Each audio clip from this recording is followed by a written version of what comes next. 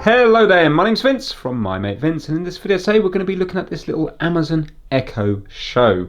I've actually got a couple of these because they're really useful as bedtime little clocks. Really handy to set the alarm and stuff like that on. So yeah, I wouldn't be without one now that they've come into my life a couple of years ago. This was sent into the channel by Kip. Kip Hakes is another YouTuber and also a friend as well. We meet up occasionally, have our days out in Thorpe Park, and also we go out for a few drinks and cocktails, etc. And he sent this in to me, and basically he said it's flickering, and he said it seems to be a common fault. He said it's not always present, especially if it's been off for a long time. He thinks it might be capacitors, which is what I think as well. So Kip does his own videos on a Fix It Friday, but he's saying maybe this one's above him. I don't think it is, but anyway, he sent it into the channel quite a while ago now, probably, do you know what, it could even be as much as a year ago, I'm not too sure. But if I plug it in, you will see that straight away it will start flickering. So once it comes up with the Amazon, you will see it will like, it's like there's a shadow. Ready? Watch this. There you go. Can you see that there?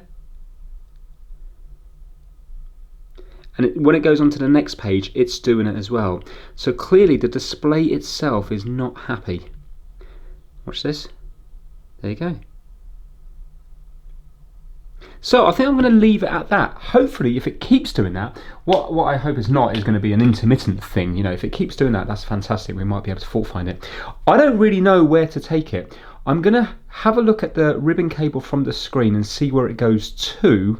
And then maybe we might be able to see some capacitors near there or something. I'm not quite sure what's happening. Or could it be like a voltage regulator? I don't know, but it might become obvious when we take it apart. So yeah, let's get started. Wow, Kip isn't wrong. I just Googled it. This was the first thing I seen. There's 81 comments and everybody's saying the same thing, where basically it's got the image and then it keeps glitching, ghosting to the left-hand side.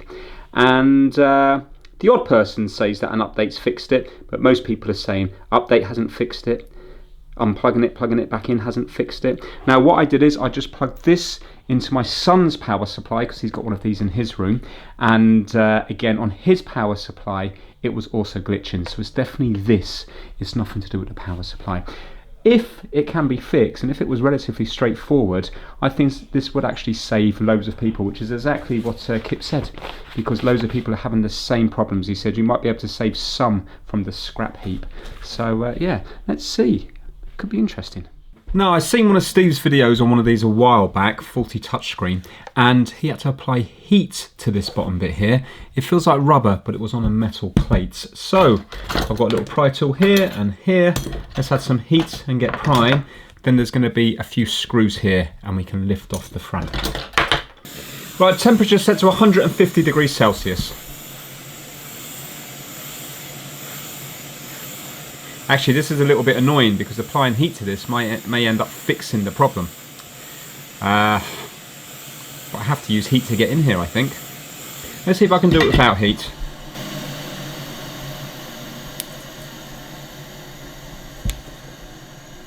Yeah, I'm going to do it without heat because otherwise I think I might fix the problem with heat.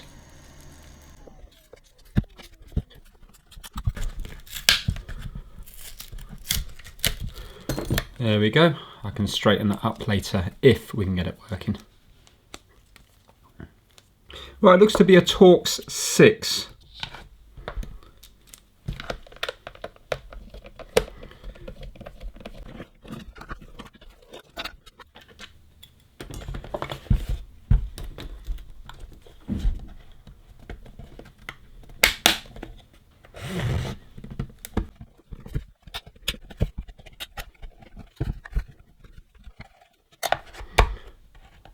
Well, that's not too bad at all to get into, which is good. Right, okay, so now we have various ribbon cables and connections. Well, I suppose first things first, let's get the FLIR cam out and we'll see whether there's any kind of abnormal heat coming from anywhere. And plug it in again.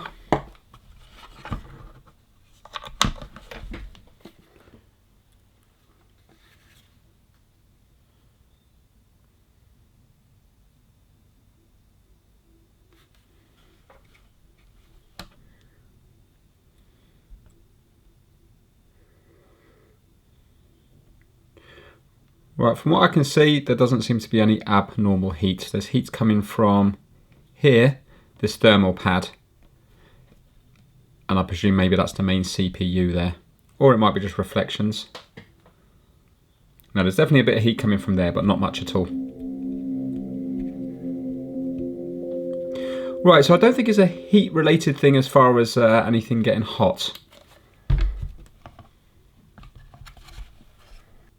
Yeah, you can see it flicking here. Right, let's try to just touch some... To get started, please select your device language. To hear the languages spoken out loud, swipe right or left anywhere. Annoyingly, I can't see it flickering right now.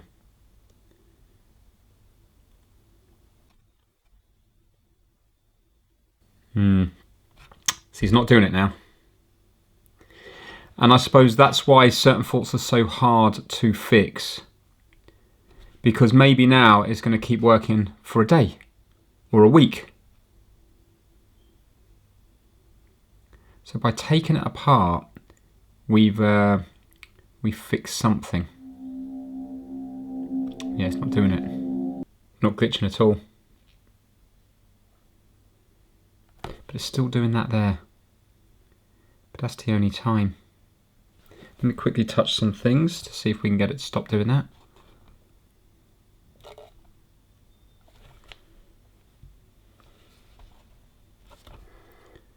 No, I need to go back to that one again. Right, bear with me a minute. Randomly touching stuff just in the hope that it might start flickering again. Hello, ready for setup? Would you like to turn on vision accessibility features? Swipe right or left to hear the options. So the only thing I've got is when it's on that blue screen, it's flickering at the edge. But you know what? Maybe it does that anyway. It's clearly a massive problem because loads of people are having it. So why, when I took it apart, did it start working?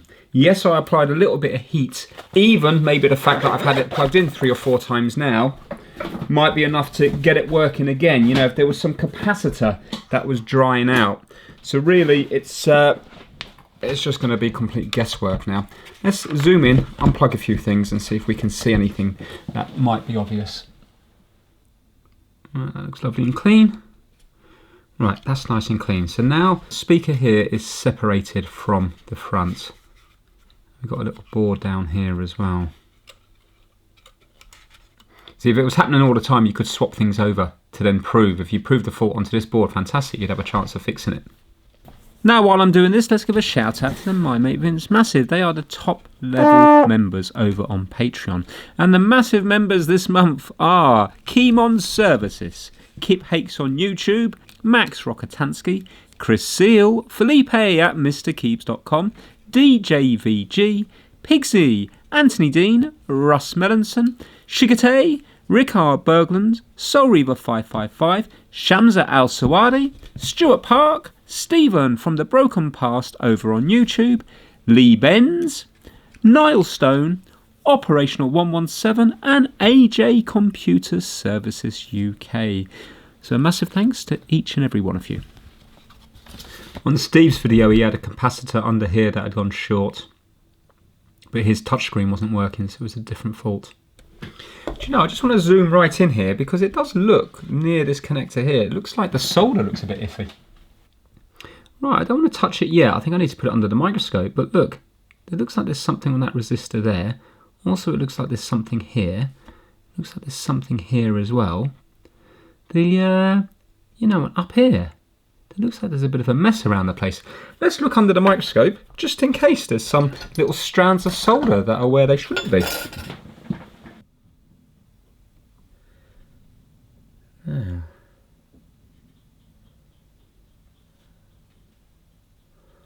What is this? That's solder. Let me get my fine probed multimeter probes. Right, okay. They're definitely a couple of lumps of solder. Right, so we got that there. Now, this one here, is it possible that it could be short in between these two? Let's have a look. Remember, it's not, the fault's not happening right now.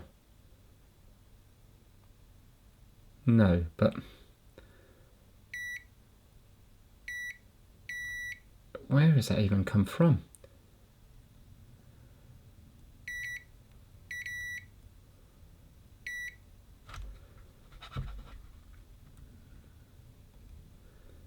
There's quite a lot of it.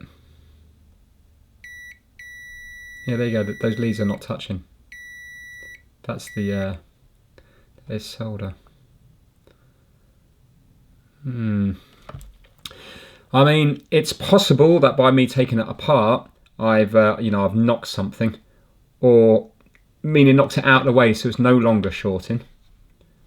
I suppose what we could do is, the only thing that looked like it might be shorting was between these two.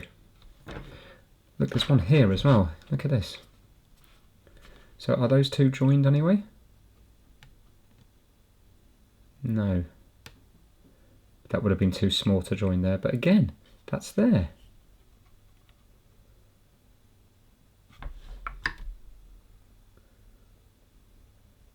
Strange, because it's just so thin. And in here. Where is that coming from?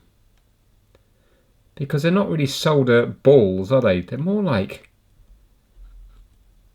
flakes. Looks like solder flakes. Don't know where they would have come from. Thing is though, it wouldn't be an age thing unless there's some component that's breaking down and it's knocking all that stuff off itself.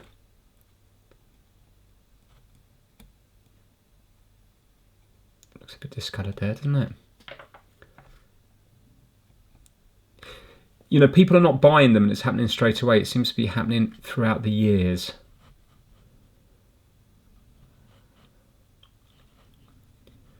Let's have a look around the rest of the board, because if it was dodgy sort of like manufacturing, surely it should be on other parts of the board as well, not just, oh wow, here we go. Here we go, here we go, here we go. What on earth is this here? Oh wow, we got loads. Do you know what this is? It looks like magnetic. Wait a minute now, this is a massive lump. Wow, look at that, look at my meter. Hold on. So, if I go onto the board, let's say here, where I'm not on anything. Yeah, you see I'm not on anything. You see my meter's not reading anything. But look here, if I get a bunch of this, I think we found the problem.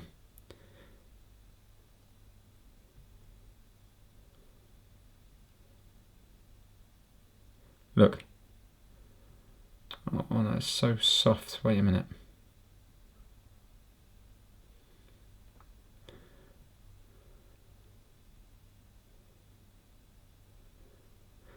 Oh no, I'm not going to be able to prove it because I've broken it up too small now. I think it's at 80 ohms. There you go. Look.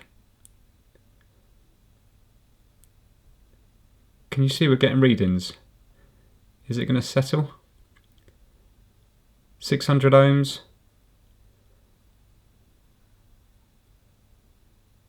370 ohms. Yeah? I mean, my leads are not touching there, you know what I mean? So that clearly is conductive. And it's everywhere. Where are you coming from? Let's zoom out a little bit. There's going to be some kind of... Oh, it's from here. It's from here. It's from these bits. Do you think these bits are... Yeah, look at my finger. Do you think these bits are breaking down and moving when people, for example, move their echo show? Let's go on here. Now look at my... let's have a look at the ohms reading. There you go. That's conductive. And I'm just tapping it. I think that's the problem, you know. I think this stuff's breaking down and then it's going across things and it's causing glitching.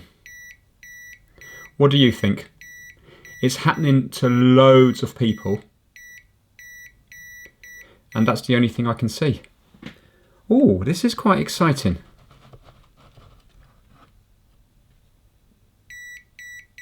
Now, how would I replicate this? How about if I get a load of that dust and put it across this connector here? In fact, we don't even know what this was the connector that had the most amount of dust, wasn't it? And maybe by me opening it up, I've accidentally cleared the dust away. So I've got 3 to play with. I've got 3 massive pads to play with. 1, 2, 3, and they're over here as well. There's quite a few over here. Let's get a load of the dust and bring it over to this connector to begin with. I'll turn it on. So I know I'm you know, making this worse than it was. But that's just, you know, just to put it to the extreme. I want to see it flicker, you see. So I'm going to put it across here. And I'm going to push it in. Like so. Right, now let's turn it on and see what it's doing. Yes. It's flickering. Look. Can you see?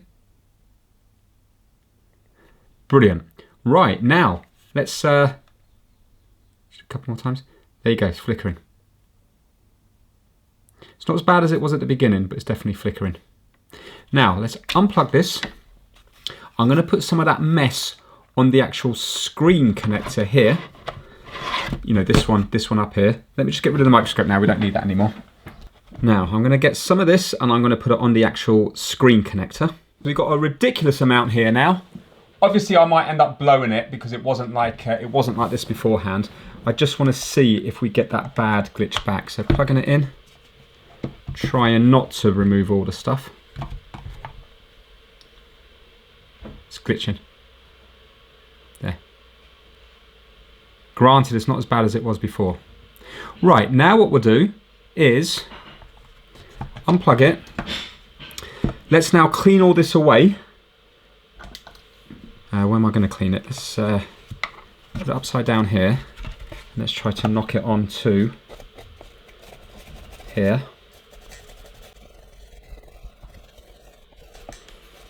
Right, so you can see there's lots on the mat here now. There might still be bits there, but let's see, is it glitching now?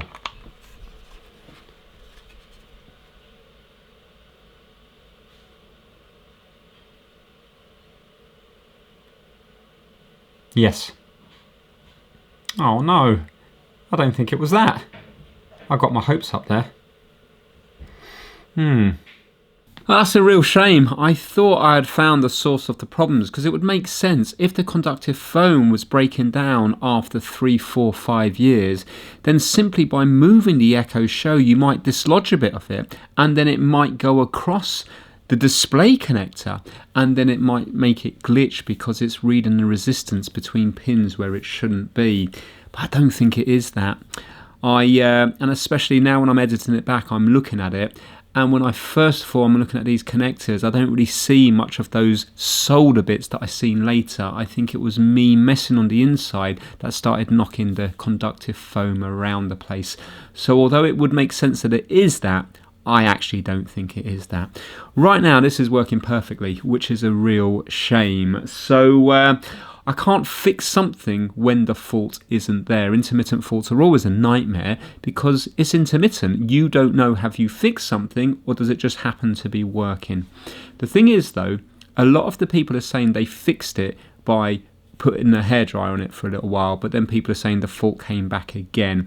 And remember, a lot of people that say they fixed it, they're probably not going to go back again and say, oh, by the way, it's not working a week later or 2 weeks later. So there's no way a hairdryer can fix it, but maybe it fixes it temporarily for an hour, a day, a week, I'm not too sure. And the very fact here, I've got body temperature into this now, I've been working on it. It's been stored in the garage for the past however long, 10 months or something, so when it came out it was probably quite cold, that's why it was glitching all the time. And now it's just working, but I've had it in my house now for a few hours and I've been working on it with my hands on it, which has been heating it up.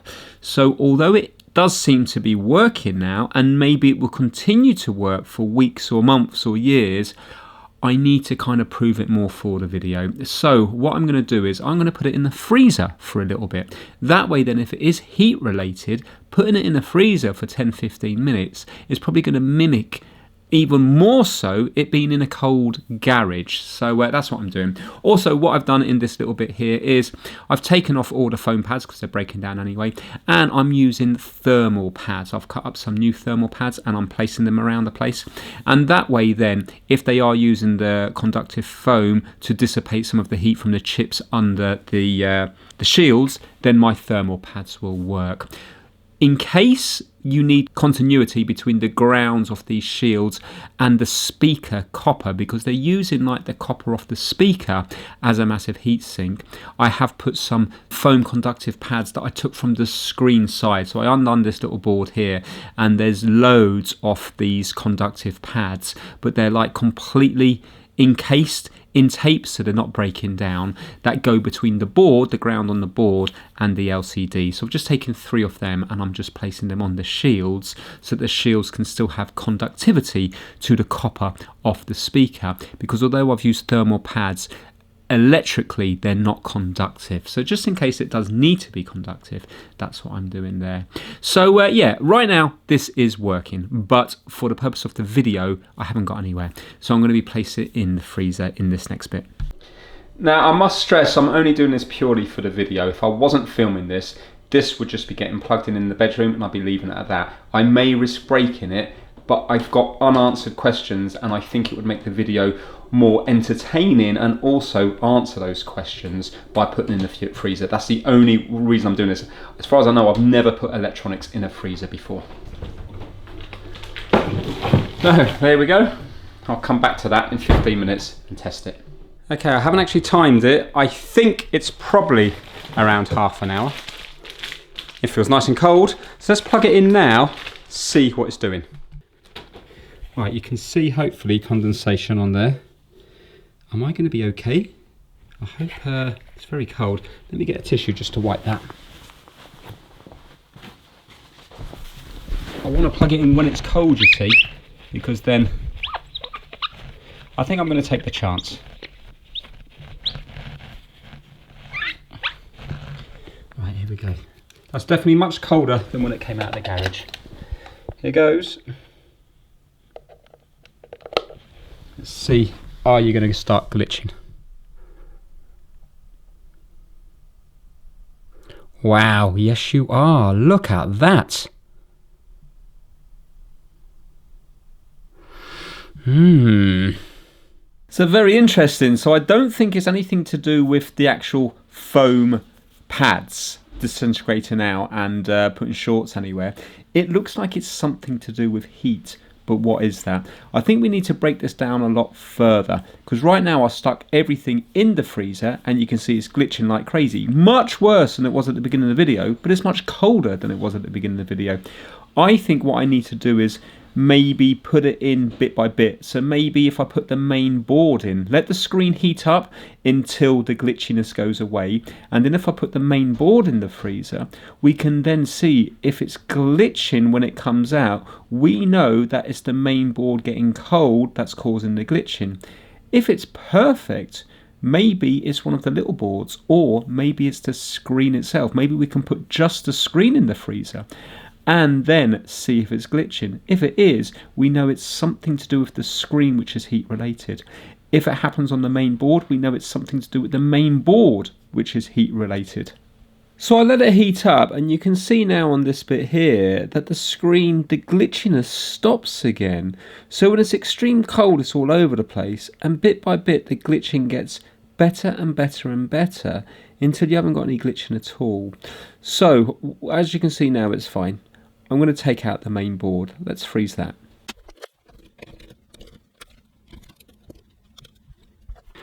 Right, okay. What I'm going to do is I'm just going to place this board in the freezer, and we'll see then, because you've seen at the end there it started to work. Let's just place this one in the freezer, and at least it will eliminate this little camera board here and also this board down here as well.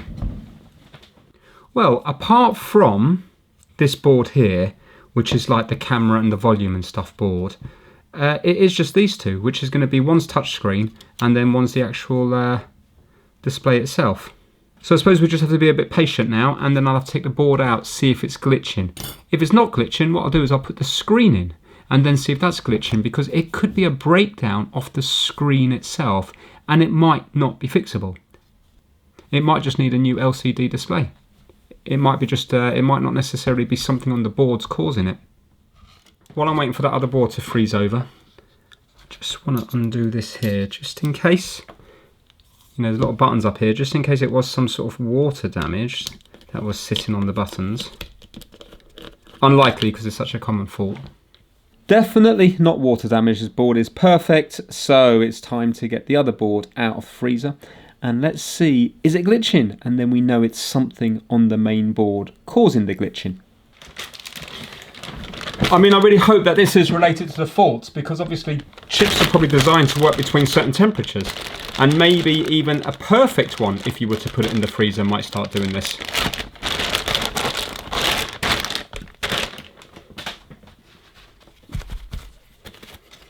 Right, again, that's freezing. You can see the condensation on that.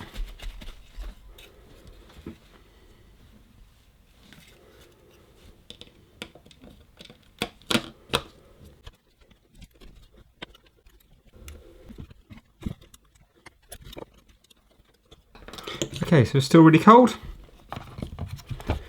Let's see what's happening.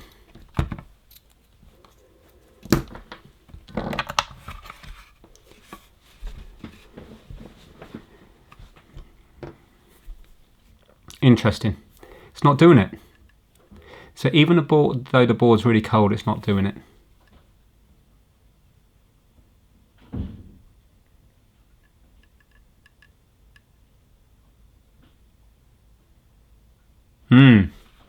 I think we can say it's not that board, which is good because there's lots of components on that board.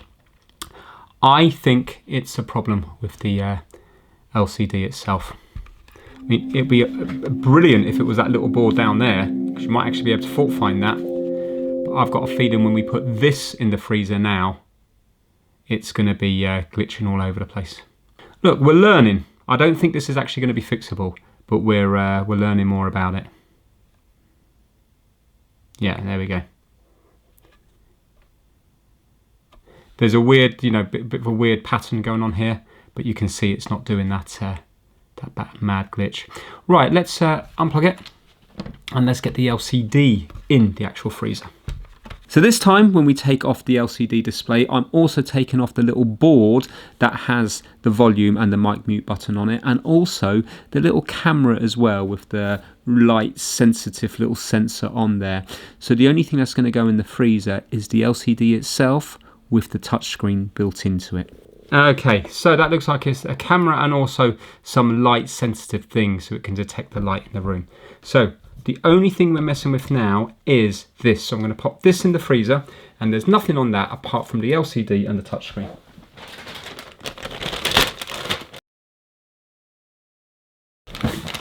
Right, it's only been 5 minutes, but I'm impatient. So I've wrapped this all up with elastic bands, so hopefully I've got more access to it. Let's plug this in before it gets too warm. Okay, now here we go. I'm going to say yes. I think it's going to glitch. Yeah, it's glitching.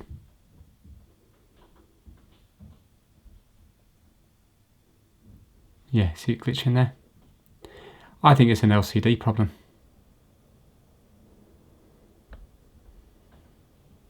Right, so now let's heat up.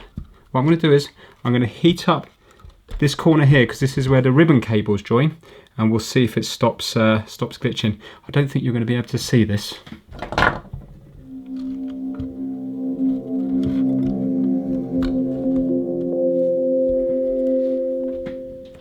Okay, so you can see it's doing that glitching. Forget about the sort of flickering, but that one, that shifting. Right, here we go. Let's heat up this side here.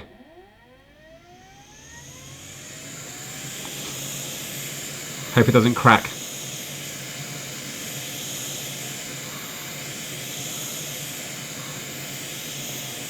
It's weird how it's in timing. Every second.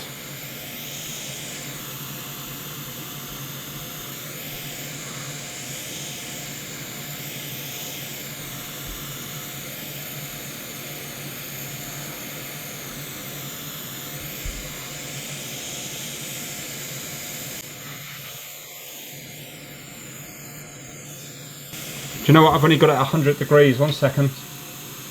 Let me go up to 250. Annoying, it keeps changing.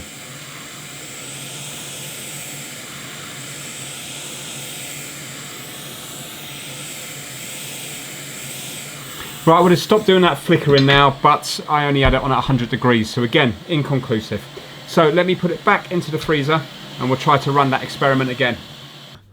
Okay, this has been in a good half an hour now. Nicely cold. It's a nightmare getting it in when it's like that.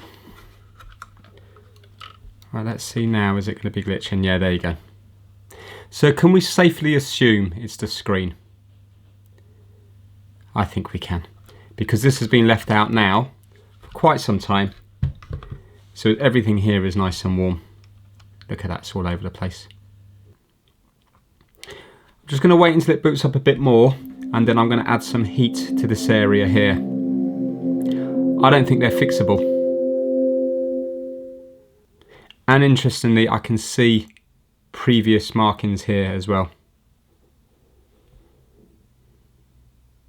There we go. Right, let's get some heat on this. I don't care if I crack the screen because I think it's gone anyway. I'm going to go all the way up to 300 degrees. Let's heat up this side and see if it disappears.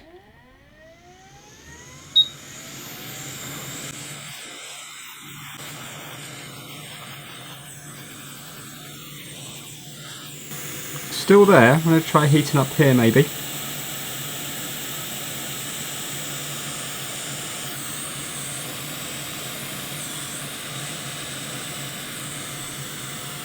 It's annoying that we have so little on here.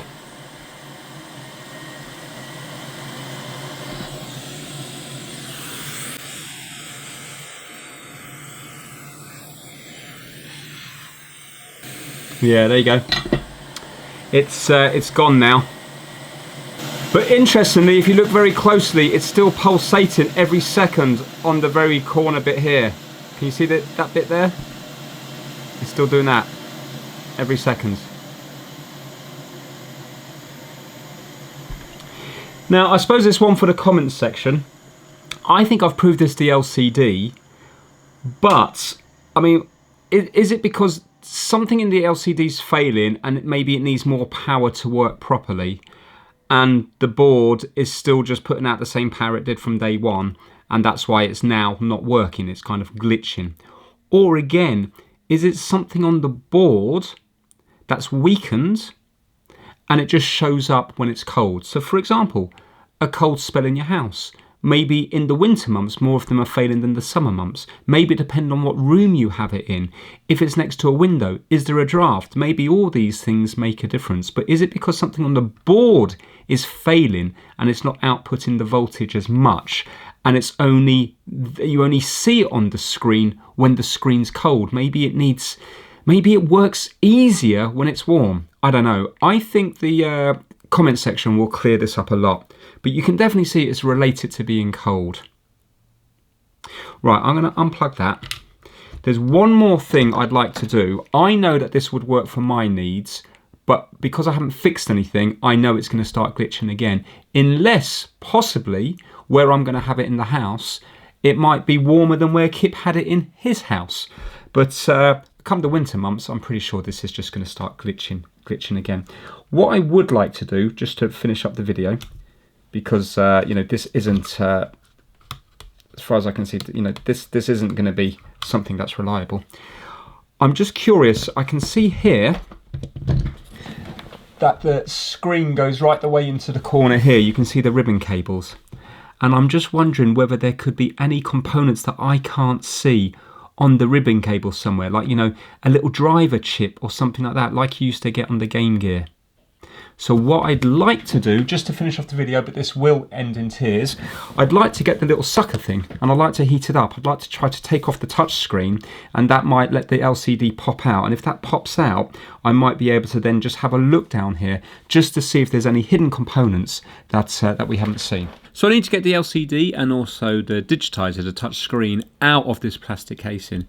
It is an absolute pig. I've done this before on the Nintendo Switch and also the Nintendo Switch Lite, and both times I was successful.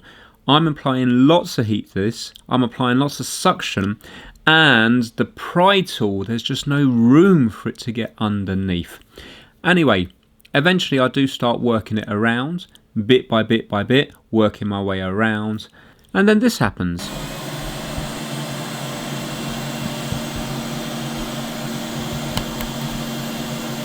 Oh no! Oh, it was going so well, and I cracked it there. Oh, it was going so well, I'd done it from there to there. What a shame. Oh well, these things happen. It is a real shame, but it is what it is. I take the rest off and then I try to actually separate the LCD from the digitizer, but they are like welded together. It's not like the Nintendo Switch where the screen is its own thing and the digitizer is its own thing. I'm wondering if they come from the manufacturer with the screen already on the digitizer, the LCD already on the digitizer, because when I try to take the screen off, it comes off in layers and I'm left with basically the LCD full of liquid, so that's never going to work again. I will plug it in a minute, just out of curiosity, but interestingly there are some components on the ribbon cable hidden away. So they're under a bit of Captain tape. There's a resistor and a capacitor. I'll show you them in a minute and we'll do some testing on them. So there's no chips or anything, but there's still components on the ribbon cable. So really, I'm pleased because that's what I wanted to find, and I wouldn't have been able to find them unless I took the screen out. It would have been brilliant if I could have taken the screen out without smashing it, but honestly, it's very hard to do on this one. So let me just pick up the video now when I'm about to plug it in. Yeah, you can see all the liquid.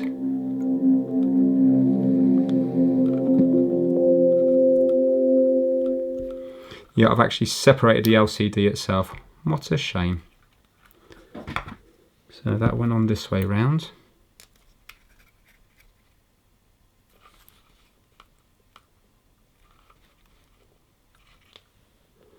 So we can't see it glitching now anyway.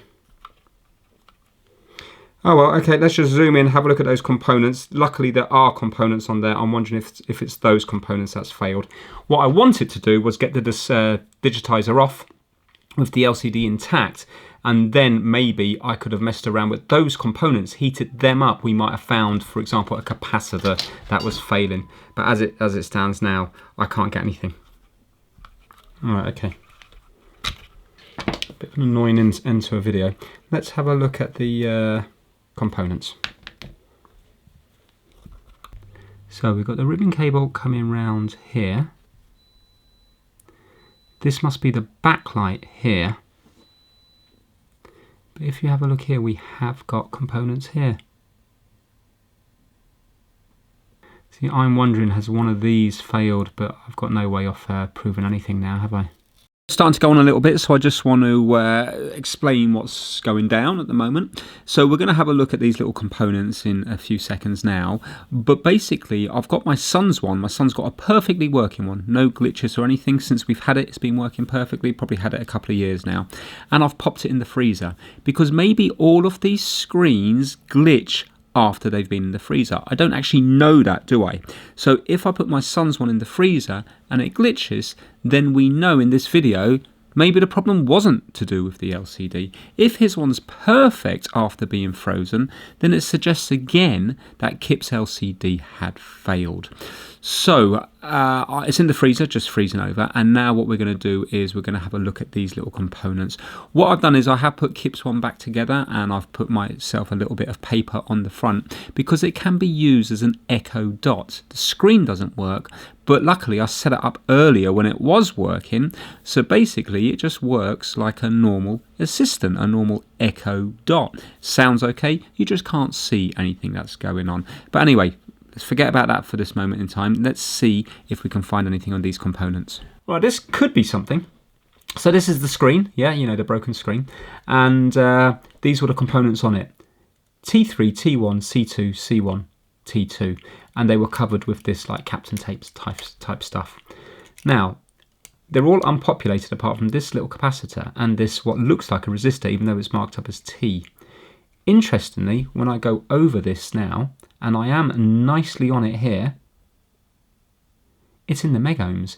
Now I'm not saying it shouldn't be, but it's testing 7.9 meg ohms. I'm wondering if this resistor has failed, and maybe, because I know on my Nintendo 64 power supply, the resistor was covered over in gloop, and that had much more resistance. This has much more resistance. So I'm wondering, maybe this should be like, 100 ohms or 1,000 ohms, 10,000 ohms. It's 7.9, consistently 7.9 meg ohms. So let me zoom out and show you that. So I'm wondering, could that be the issue? Watch. So if I go on here, 7.9 meg ohms every single time. I'm not even touching the leads now. So what I'm going to do is, I'm going to, let's just see what that capacitor is measuring.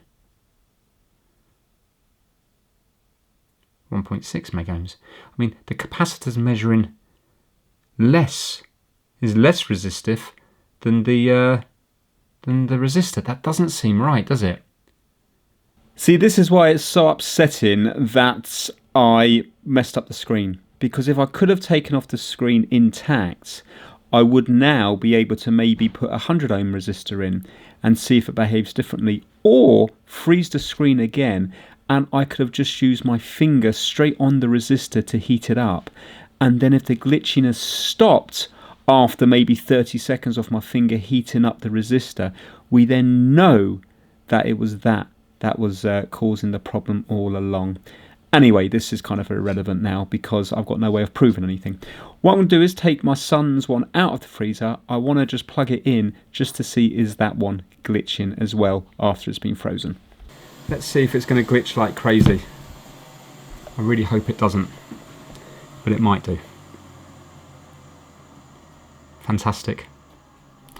Yes, you can see how cold that is. You'll have to take my word for it that that's been in for quite a while. 20 minutes, I would say, maybe longer. No glitching. So a good screen won't glitch even with a good screen won't glitch even when it's frozen. So 100%. I think we've proved it. I think we've proved that that the screen itself is faulty. So this is what I'm going to do just to finish up the video. I can't use my son's one, it's a different model number. My wife's one is also a different model number, and my son's one, the screen doesn't fit and work anyway. It's completely different on the inside.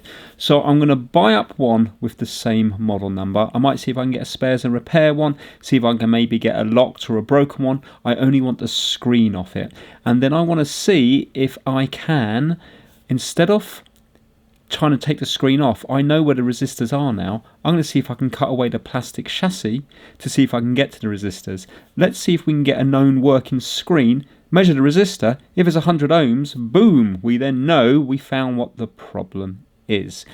A few days later. Now, in my desperation to try to get an outcome for this video, I bought myself another one, a faulty one, stuck on the Amazon logo.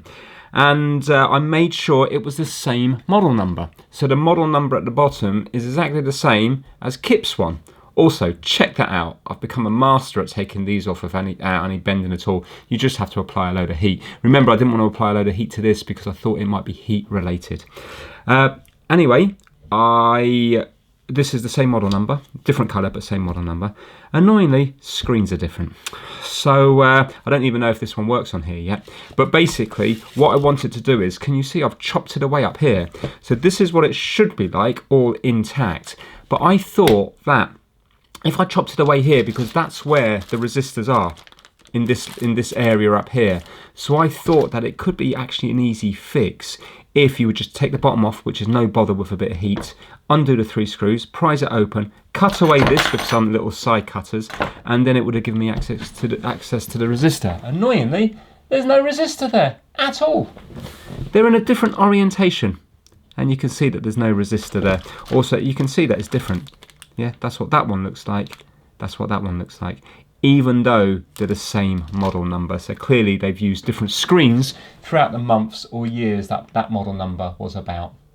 So there's not really anything I can do. I really wanted to see if the resistor was like 100 ohms or 1,000 ohms or something, and then I could have gone on from there. You know, might have been able to prove something. What's interesting is that this one hasn't been shedding its foam at all. There's no evidence of any foam anywhere on this. Yet I presume it's a similar age because it's the same model number. So this is what I'm going to do. I am going to put Kip Hakes' board, everything on Kip Hakes' I'm going to put onto here, apart from this little board at the top with the camera and stuff, because I can't be bothered to take all that out, and I can't see how that's going to be married to the board here. And then we're going to see if it works. Then I'm going to pop it in the freezer, the whole thing, for about 15 minutes. If I take it out and this screen's glitching everywhere, then we know that I haven't got anywhere in this video. If it's not, then all I can assume is that somehow this LCD has failed. So yeah, let's do that. This other one was in the right state. You can see it's got all dirt and grime everywhere on it. But I only want the screen out of it. I don't care that it's a different colour. It's still going to look nice against that background anyway. That's that cloth.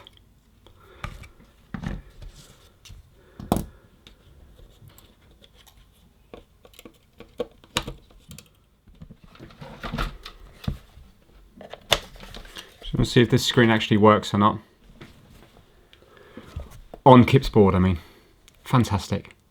Excellent. Okay, that's brilliant news. So although it's a different screen, it's still working. And so far there's no glitches. So I'm going to put the screws back in, and then we'll put it in the freezer and we'll see what it's doing. I also need to give it a good clean because there's quite a lot of grime and stuff on it. Looks like there's a few scratches here. So I'm just going to have a Google as well while this is in the freezer to see, do LCDs fail? Obviously they fail with impact damage and stuff, or maybe if there was a heat source on it for ages. But do they actually wear out? Are they a component that wear out? Don't know. Well, it's amazing what a microfiber and a wet wipe does.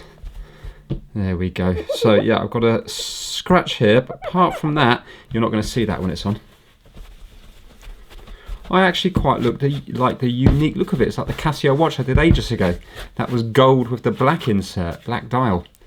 Yeah, I might have the only one of those in existence. You never know. Right, with that colour combo, let's pop it in the freezer. It does look like they do wear out, so if you believe AI, of course. Yes, LCD screens do degrade over time. While they don't suffer from burning the same way as OLED displays, the backlights can dim, colours can shift, and the screen's overall quality can diminish. Now, if we go to here, it says the lifespan of an LED screen before it starts to burn can vary greatly depending on several factors such as the quality of the screen, how often it is used, and the condition it is used under. See, this maybe there is a bit of heat generated in here. Also, would there be more vibrations here because of the speaker than what a normal display would have? Possibly, because a lot of time people would listen to music on this, and if you've got it on loud, would those vibrations affect the LCD? Don't know.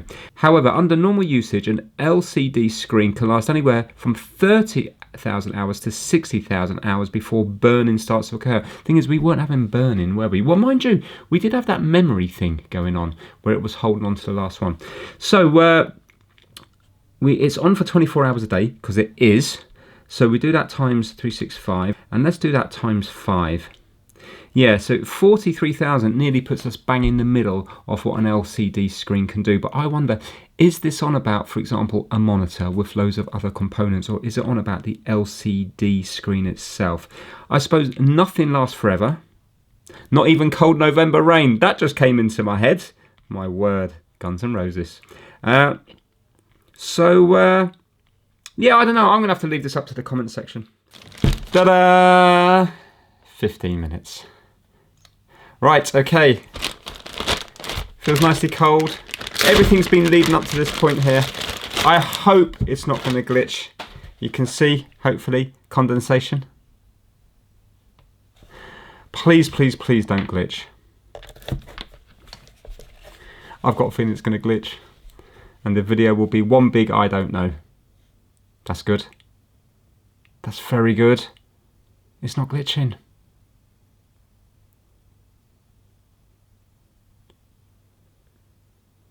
That's fantastic. Still not glitching.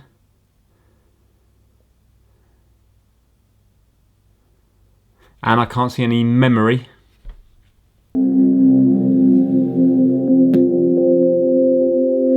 Sounds good. So just to recap, everything here is Kips apart from the screen. So the fact it's not glitching, even though it's been in the freezer, is amazing. And when I'm talking about the memory, I'm talking about earlier on in the video, it kind of showed a ghost image of what was there beforehand, which was quite interesting. Excellent. I can't see any flickering or anything like that. It's got the correct time.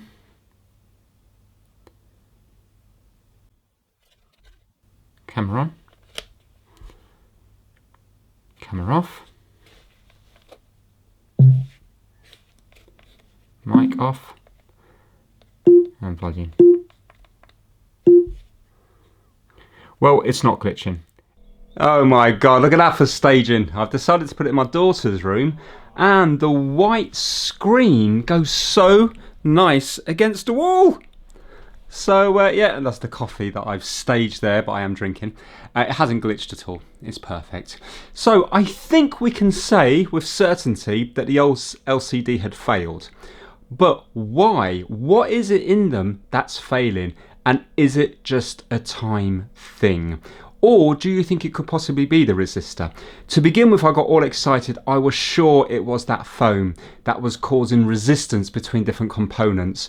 But it's not, because even after I cleared that all up, we still had the glitching when we took it out the freezer. But yet, when we had this screen in the freezer, and also with Kip's innards, and when we had my son's one in the freezer, it didn't glitch. So clearly a faulty screen will glitch when it's in a freezer for 15 minutes, but a good screen won't. All very, very strange, but I think we've proved it onto the LCD. Would I look to buy another one of these, knowing what I know now? No. But if I read the comment section, and if loads of people are saying, Vince, it's definitely that resistor, then yeah, there is a couple for sale at the moment on eBay that have glitching screens, but they're on auction, so they're not up yet.